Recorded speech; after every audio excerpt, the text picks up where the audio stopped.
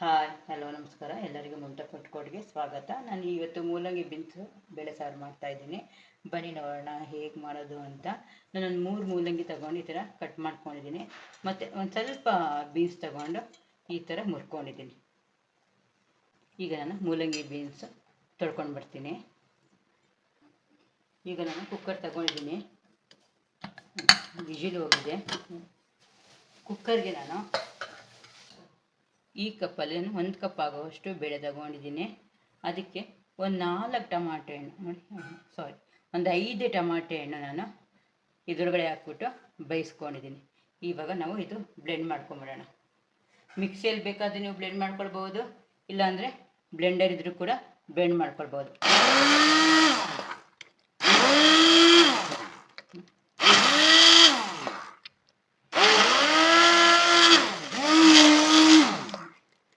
ನಾನು ಬ್ಲೆಂಡ್ ಮಾಡಿಕೊಂಡೆ. ಇದು ಒಂದು 2 ನಿಮಿಷದಲ್ಲಿ ಬ್ಲೆಂಡ್ ಆಗಿಬಿಡುತ್ತೆ. ಇಲ್ಲಾಂದರೆ ಮಿಕ್ಸಿಯಲ್ಲಿ ಕೂಡ ಹಾಕ್ಕೊಂಡು ನಾವು ರುಬ್ಕೊಳ್ಬೋದು, ಇಲ್ಲಾಂದರೆ ಟಮಾಟೆ ಹಣ್ಣು ಸಣ್ಣದಾಗಿ ಕಟ್ ಮಾಡಿ ಕೂಡ ಹಾಕ್ಕೊಳ್ಬೋದು.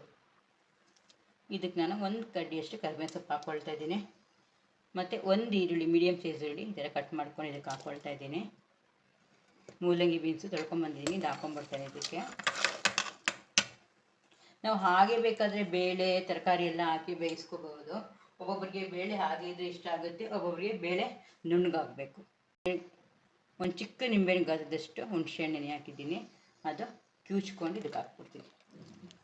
ಈ ಥರ ಚೆನ್ನಾಗಿ ಕ್ಯೂಚ್ಕೊಂಡು ಈ ನೀರು ಇದಕ್ಕೆ ಹಾಕ್ಬಿಡೋಣ. ಒಂದು ಸತಿ ಎಲ್ಲ ಮಿಕ್ಸ್ ಮಾಡಿ ಇಟ್ಬಿಟ್ರೆ ಬೇಗ ಆಗ್ಬಿಡುತ್ತೆ ಬೇಳೆ ಸಾರು. ಇದಕ್ಕೆ ಸಾಂಬಾರು ಪುಡಿ ಹಾಕ್ತಾಯಿದ್ದೀನಿ, ಒಂದು 2 ಸ್ಪೂನಷ್ಟು. ಖಾರ ಇದೆ, ಇವಾಗಲೇ ಮಾಡಿರೋ ಸಾಂಬಾರು ಪುಡಿ ಇದು, ಅದಕ್ಕೆ ಖಾರ ಇರುತ್ತೆ. ಸ್ವಲ್ಪ 2 ಸ್ಪೂನಷ್ಟು ಸಾಂಬಾರು ಪುಡಿ ಹಾಕಿದ್ದೀನಿ. ರುಚಿಗೆ ತಕ್ಕಷ್ಟು ಉಪ್ಪು. ಈಗ ಇದೆಲ್ಲ ಮಿಕ್ಸ್ ಮಾಡ್ಕೊಂಬೋಣ.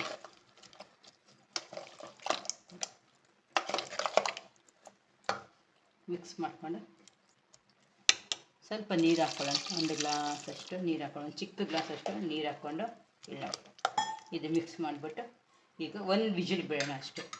ಕುಕ್ಕರ್ ಮಿಶ್ರ ಮುಚ್ಚಿ 1 ವಿಜಿಲ್ ಬಿಡ್ತೀನಿ. ತರಕಾರಿ ಎಲ್ಲ ಆವಾಗ ಬೆಂದೋಗ್ಬಿಡುತ್ತೆ. ತುಂಬ ಜಾಸ್ತಿ ವಿಜಿಲ್ ಬಿಟ್ಟರೆ ತರಕಾರಿ ಎಲ್ಲ ತುಂಬ ಬೆಂದೋಗ್ಬಿಡುತ್ತೆ. ಯಾವಾಗ ತುಂಬ ಬೇಯಿಸಬಾರ್ದು ತರಕಾರಿ. 1 ವಿಜಿಲ್ ಸಾಕು. ಒಗ್ಗರಣೆಗೆ 1 ಕಡ್ಡಿಯಷ್ಟು ಕರಿಬೇವಿನ ಸೊಪ್ಪು ತಗೊಂಡಿದ್ದೀನಿ. ಬೆಳ್ಳುಳ್ಳಿ ಒಂದು 4-5 ಎಸಳು ಈ ಥರ ಜಜ್ಜಿ, 1 ಸಣ್ಣ ಈರುಳ್ಳಿ ಈ ಥರ ಸಣ್ಣಗೆ ಕಟ್ ಮಾಡ್ಕೊಂಡಿದ್ದೀನಿ. ಮತ್ತು ಹಿಂಗೆ ತಗೊಳ್ಳಿದ್ದೀನಿ ಸ್ವಲ್ಪ. ಬನ್ನಿ ಈಗ ಒಗ್ಗರಣೆಗೆ ಹಾಕ್ಕೊಳ್ಳೋಣ. ನೋಡಿ, ಕುಕ್ಕರ್ ವಿಜಿಲ್ ಆಗಿದೆ, ನಾನು ಒಂದೇ 1 ವಿಜಿಲ್ ಬಿಟ್ಟಿದ್ದೀನಿ. ಈಗ ಇದೆಲ್ಲ ಈ ಥರ ಮಿಕ್ಸ್ ಮಾಡಿ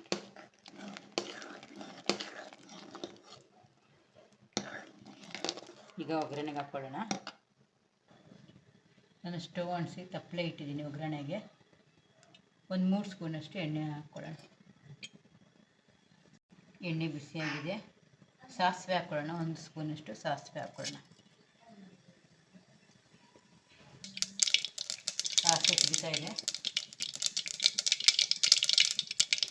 ಕರಿಬೇವು ಸೊಪ್ಪು,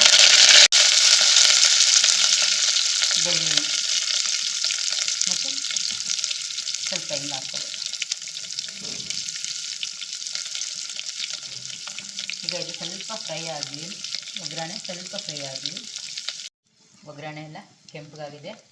ಇವಾಗ ಒಂದು ಸೌಟ್ ಸಾರು ತಗೊಂಡು ಹಾಕ್ತೀನಿ. ಕುಕ್ಕರಲ್ಲೇ ಸಾಗಬೇಕಂದ್ರೆ ಒಂದು ಚಿಕ್ಕ ಪ್ಯಾನ್ ಇರುತ್ತಲ್ಲ, ಒಗ್ಗರಣೆ ಪ್ಯಾನ್, ಅದರಲ್ಲಿ ಒಗ್ಗರಣೆ ಹಾಕ್ಕೊಳ್ಬೋದು ನಾವು. ನಾನು ತಪ್ಪಲೆಗೆ ಹಾಕ್ಕೊಳ್ತೀನಿ ಯಾವಾಗಲೂ.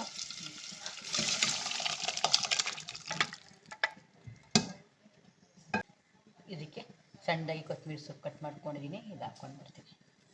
ಹಾಕ್ಬಿಟ್ಟು ನೀರು ಬೇಕಂದರೆ ಸ್ವಲ್ಪ ನೀರು ಹಾಕ್ಕೊಳ್ಬೋದು ನಾವು. ಗಟ್ಟಿಯಾಗಾದರೂ ಮಾಡ್ಕೊಳ್ಬೋದು, ಸ್ವಲ್ಪ ತೆಳುವಾಗಬೇಕಾದ್ರೂ ನಾವು ಮಾಡ್ಕೊಳ್ಬೋದು. ಸ್ವಲ್ಪ ಗಟ್ಟಿದ್ರೆ ಸಾರು ಮುದ್ದೆಗೆ ಎಲ್ಲದಕ್ಕೂ ಚೆನ್ನಾಗಿರುತ್ತೆ. ಒಂದು ಕುದಿ ಬರಲಿ. ಇದು ಕುಕ್ಕರ್ಗೆ ಸ್ವಲ್ಪ ನೀರು ಹಾಕ್ಕೊಂಡು ಇದಕ್ಕೆ ಹಾಕ್ಬೋದು.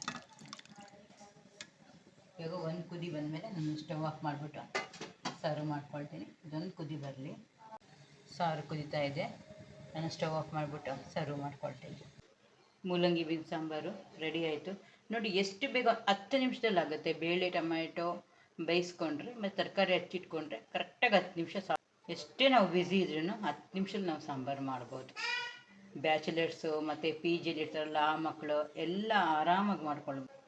ಮೂಲಂಗಿ ಬೀನ್ ಸಾಂಬಾರು ರೆಡಿ ಆಯಿತು. ನೋಡಿ ಎಷ್ಟು ಬೇಗ 10 ನಿಮಿಷದಲ್ಲಿ ಆಗಿಬಿಡುತ್ತೆ. 10 ನಿಮಿಷದಲ್ಲಿ ಟೊಮ್ಯಾಟೊ ಮತ್ತು ಬೇಳೆ ಬೇಯಿಸ್ಕೊಂಡ್ರೆ, ಇಲ್ಲಾಂದರೆ ನಾವು ಟೊಮ್ಯಾಟೊ ಬೇಳೆ ತರಕಾರಿ ಎಲ್ಲ ಒಂದೇ ಸರಿ ಹಾಕಿದ್ರೂ ಕೂಗಿಸ್ಕೊಳ್ಬೋದು. ಯಾಕಂದರೆ ತರಕಾರಿನೂ ಬೇಗ ನುಣ್ಣಗಾಗ್ಬಿಡುತ್ತೆ ಆ ಟೈಮಲ್ಲಿ, ನಾವು ಬಸಿಯೋಕ್ಕೂ ಆಗೋದಿಲ್ಲ ಬೇಳೆ ಅದ್ರ ಜೊತೆಗೆ. ಅದಕ್ಕೇ ಬೇಳೆ ಟೊಮ್ಯಾಟೊ ನಾವು ಯಾವಾಗಲೂ ಬೇಯಿಸ್ಕೊಂಡು ಆಮೇಲೆ ತರಕಾರಿ ಹಾಕಿ ಒಂದು ವಿಷಿಲ್ ಬಿಟ್ಟರೆ ಸಾಂಬಾರು ಬೇಗ ಆಗಿಬಿಡುತ್ತೆ.